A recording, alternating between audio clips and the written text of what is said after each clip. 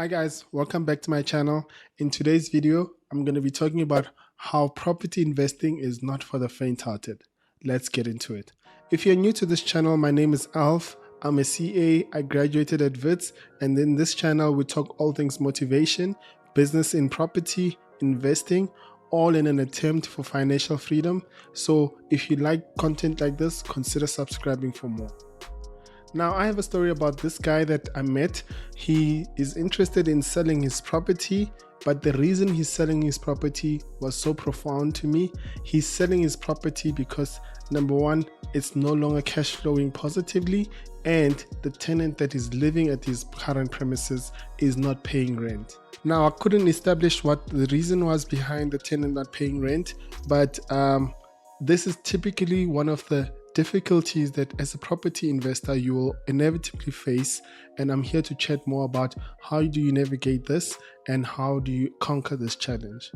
Now, running any business, let alone property on itself, is not like your 9-to-5 job whereby your salary is definitely guaranteed whether the company makes a profit or not. In business or in property business, you need to sort of put your foot down. You need to be firm. You need to have processes in place to ensure that you eventually get paid. Now, just because you get approved for a bond and now you're on your way to being a property investor does not mean that you're going to succeed. You basically need to start treating this as a real business. You now need to start having processes in place. You need to start being assertive with your customers and following due process so that you can ensure that the survival of your business. Now, if you're considering being a property investor, I would not suggest that you go into apartment living properties or single family homes. And the reason for this is because of the nature in terms of the risk of default.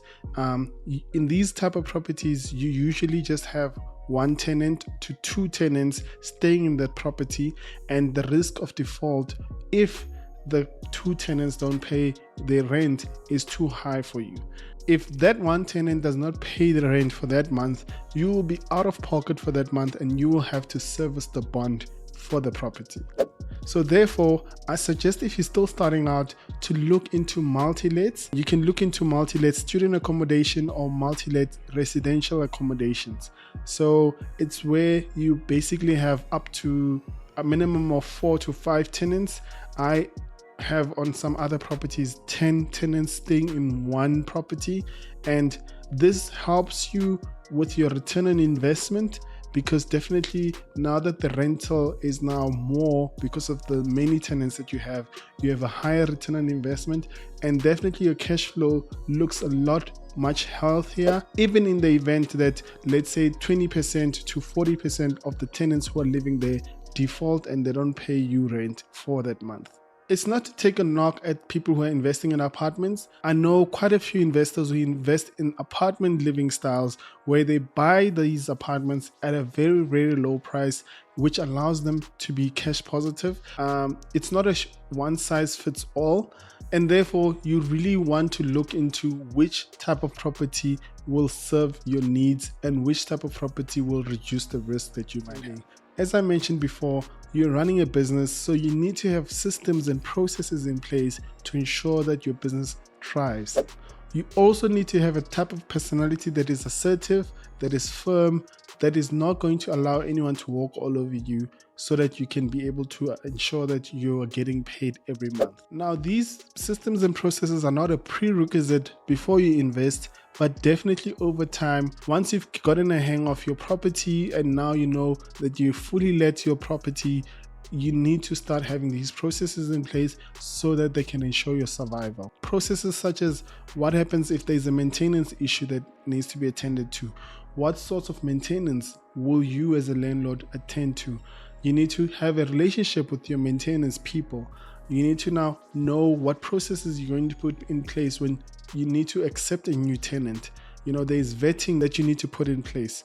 You need to have processes of what happens when a tenant leaves. And definitely you need to have processes around what happens if a tenant does not pay you. You need to eliminate all emotions involved. Running a business is just that. There is no personal vendettas that you need to have. If in the event that a tenant does not pay you, you shouldn't be thinking, oh, this tenant is taking advantage of me because I'm young, or oh, this tenant is probably having difficulty, I should give them leeway. You need to look at all things objectively through your process that you've drafted and then act accordingly. Now, to cater for a tenant that does not pay, I certainly spoke to the guy and told him what I think he needs to do. These are the 7 tips that I think you need to do to combat the event that a tenant does not pay you rent. Now, number 1 is to build a relationship with your tenant.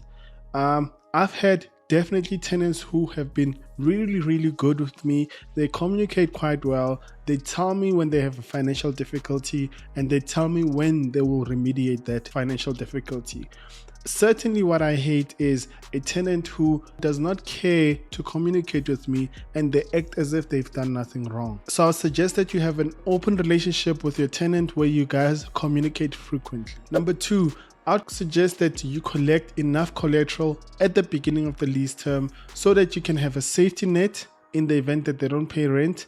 I've heard of landlords requiring ×2, even ×3 of the rent initially at the beginning of the lease. Now, emphasis here is that the tenant needs to pay you this deposit before they move in.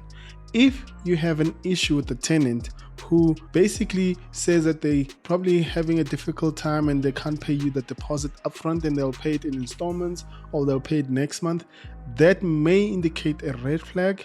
That may indicate that the tenant is probably not financially well off to afford to stay at your accommodation, and therefore you may need to start considering maybe putting this tenant off and getting another tenant. In my experience, I've definitely had tenants who have shown me flames later down the lease, and then I do not have a deposit that was paid, and now I have to battle with the tenant because they haven't paid any security and I don't have anything to fall back on. At number 3, I'd say that you need to start vetting your clients or vetting your prospective tenants.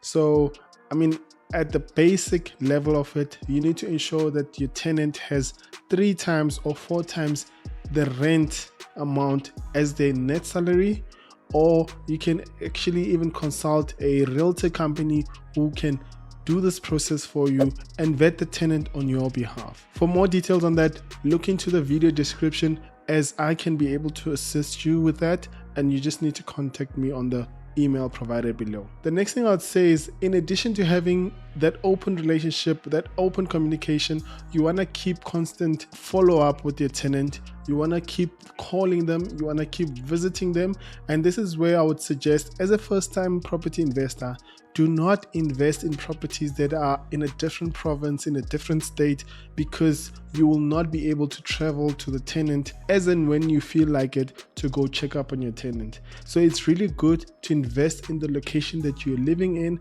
so that it's easier for you to follow up with the tenant and go and visit them just to find out when are they going to be paying you rent. Tenants really find this annoying, and what they'll eventually do is they'll capitulate and they'll eventually make sure that they give you the money that's owed to you. Now, at number 5, I'd say that you need to include a clause in your lease agreement whereby you're going to charge them interest. I've spoken about this on a previous video. This is allowed in terms of legislature, but what's not allowed is a late payment penalty that you charge a tenant for missing their rent. Charging someone interest will disincentivize them from missing the payment, because they now know that there is additional interest that is charged that they're going to now need to settle. The next thing is, there are some tactics that you can employ as a landlord. What you need to do is, I think, make the life of the tenant as difficult as possible so that they can realize that they either need to move out or that they need to settle their rent. And the last thing that you want to do is consult a legal attorney in terms of the eviction process. I'm going to leave a link up into this video of a video that I've spoken about how the eviction process is.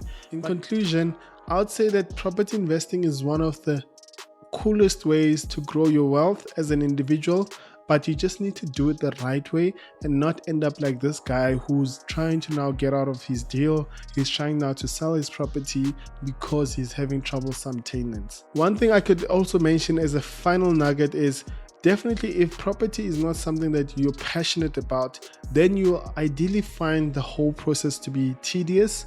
So I'd say that you need to really be a person who really enjoys property.